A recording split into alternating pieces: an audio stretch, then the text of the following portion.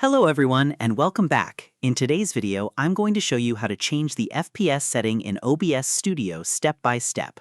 Changing the FPS helps you record smoother videos or reduce computer usage. So let's get started. First, open OBS Studio. Next, click Settings in the bottom right corner. Then, select Video. Scroll down to Common FPS Values. Click the drop-down menu.